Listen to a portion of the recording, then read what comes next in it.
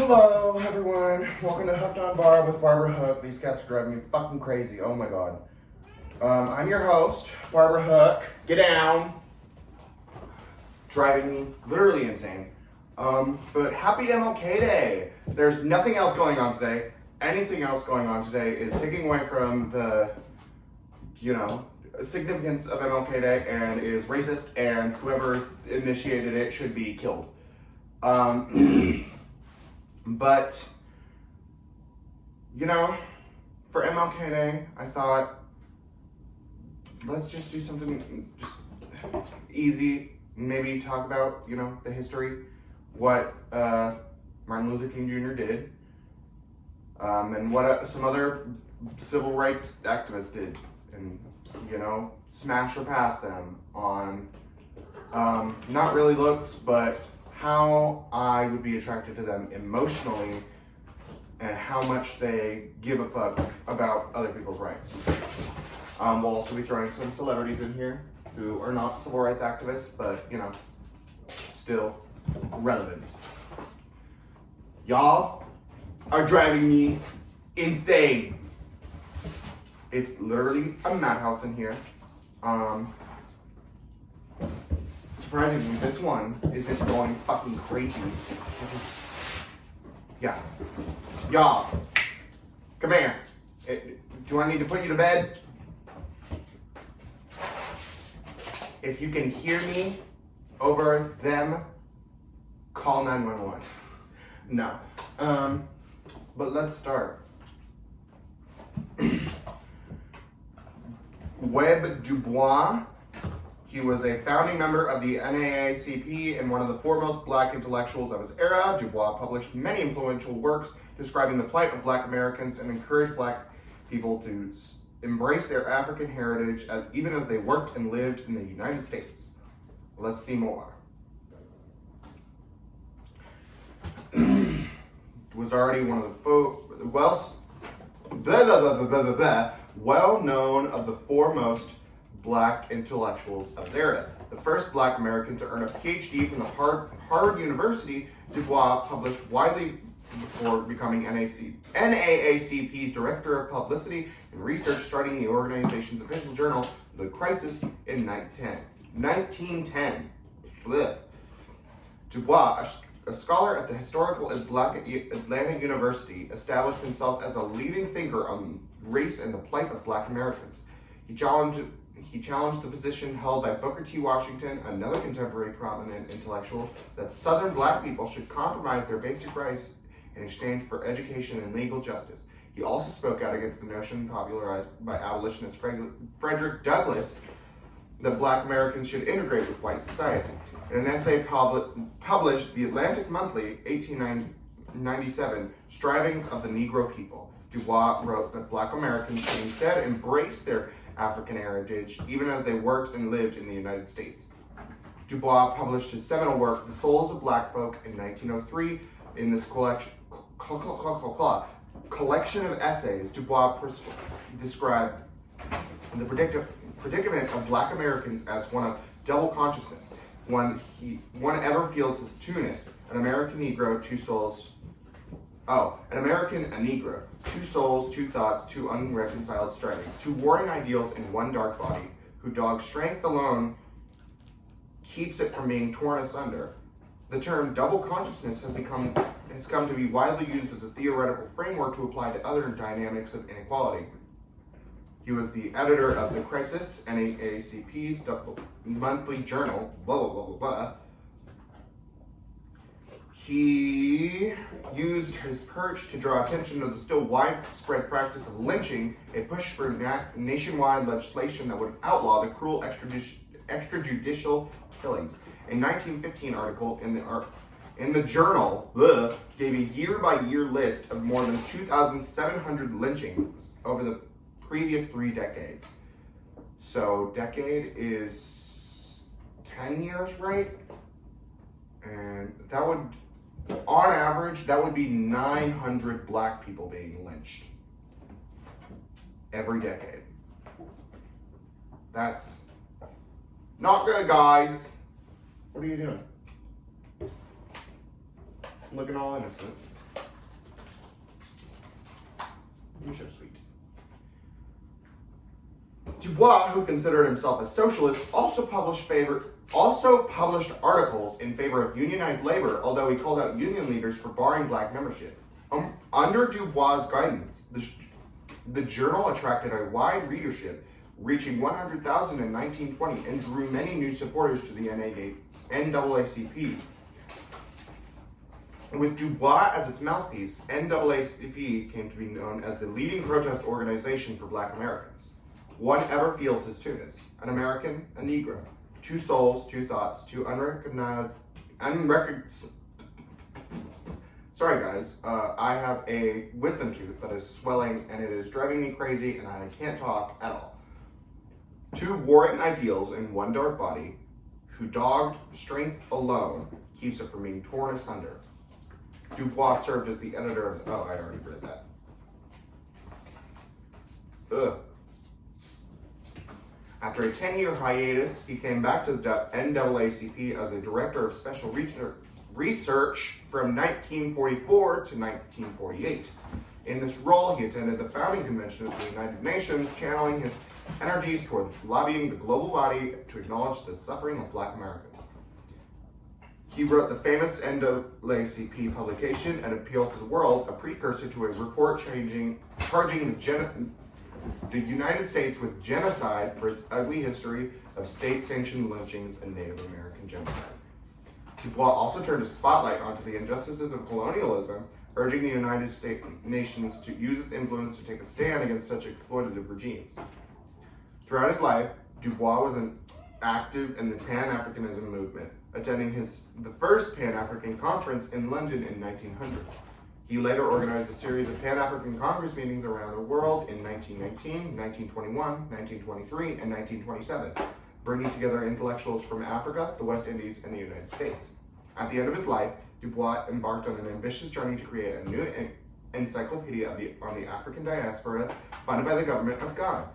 A citizen of the world until the end, the 93-year-old Dubois moved to Ghana to manage the project, acquiring citizenship of the African country in 1961. Dubois died in Ghana on August 27, 1963, the day before the historic March on Washington. Is there a picture of him? I like his little mustache he's got going on here, but I would say 9 out of 10. I don't like old people, but you know, emotionally, I would be able to stand to look at him. It's not like he's, you know, like ugly old, because we all know black don't crack. I am going to actually kill myself. That was too cringe.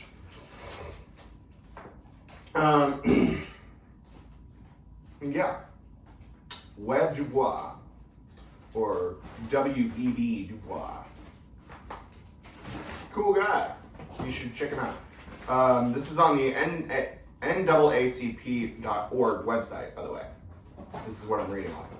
Cats, y'all are driving me crazy! Next up is Mary White Ovington.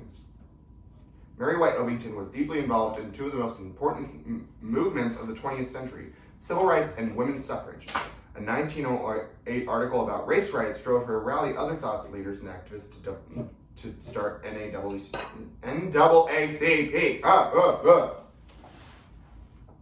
This wig is horrible. It's a fucking Walmart wig. Alright, Ovington was born in 1865 in Brooklyn to parents who supported women's rights and the abolition of slavery. As a young woman, Ovington decided to join the civil rights movement after hearing Frederick Douglass speak at the Brooklyn Church. Ovington helped to establish the Green Point Settlement in Brooklyn and a few years later, Greenwich House Committee on Social Investigations in 1904. There, she spent the next 5 years studying the employment and housing problems of Manhattan's black community. Ovington threw herself fully into the cause of civil rights for black Americans after reading an article in 1908 that described a race riot that led to 7 deaths and mass destruction in Abraham Lincoln's hometown of Springfield, Illinois. The author, William English Walling, ended the article with a rallying cry to come to the aid of the embattled black community. Ellington's books that she wrote included Half a Man, 1911, Status of the Negro in the United States, A Study of Manhattan's Black Community, Portraits in Color, biographical sketches of prominent African Americans. She also documented her work in her autobiography, Reminiscences, NACP and The Wall Come Tumbling Down. In 1947, after nearly 4 decades of service, she died in 1951 at the age of 86. In 2009, Ellington was depicted on a U.S. postage stamp alongside black civil rights activist and suffragist Mary Church Terrell. Let's see who's next. Thurgood Marshall. Thurgood Marshall. We've got a little insane here, guys.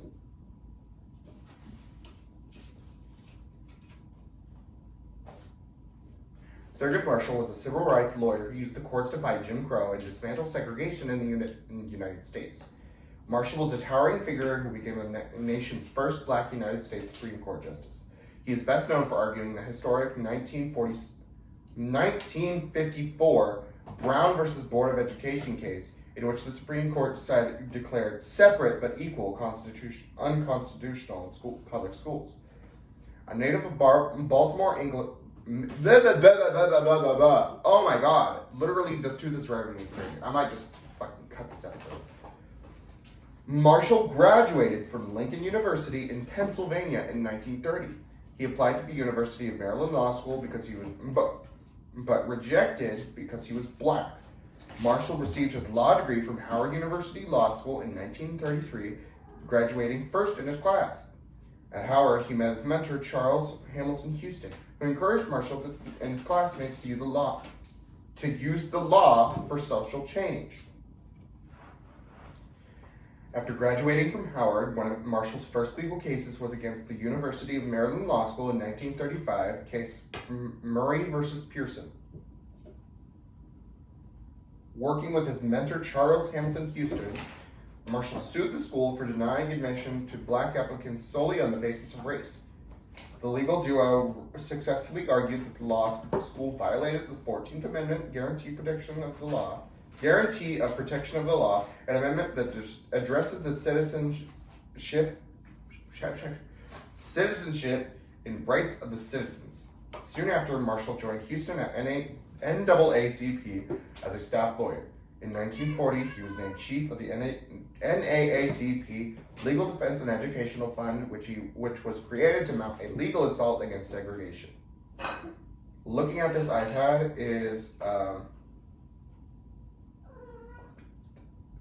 it makes my head hurt, and talking also makes my head hurt. So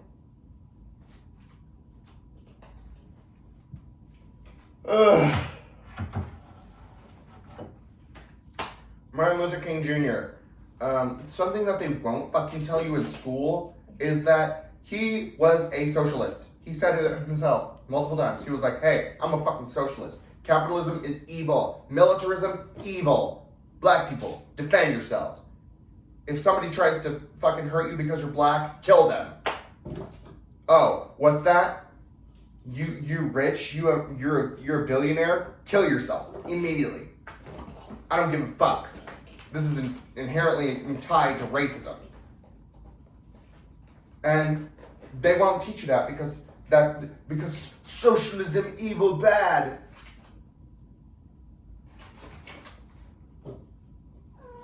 I don't know about you, but nobody should have billions of dollars.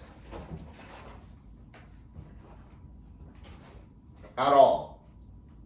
You cannot ethically have billions of dollars while there are people with $0.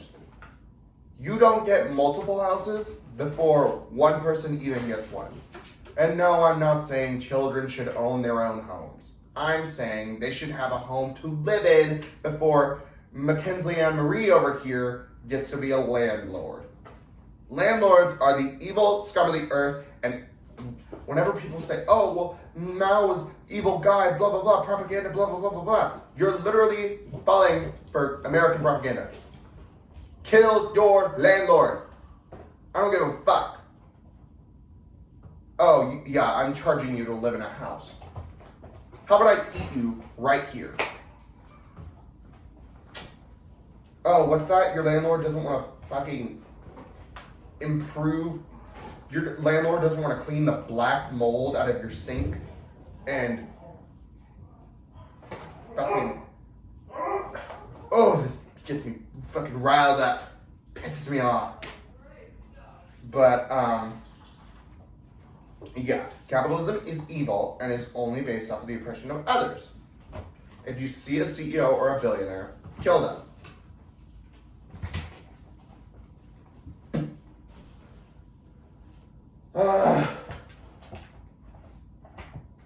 Some other famous socialists were,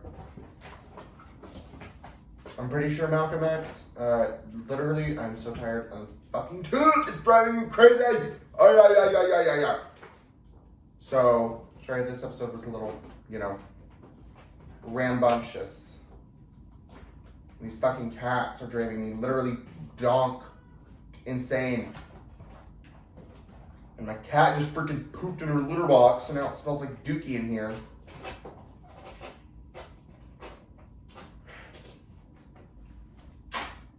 Killing myself tonight. I'm kidding. I wouldn't do that. I have a podcast to run.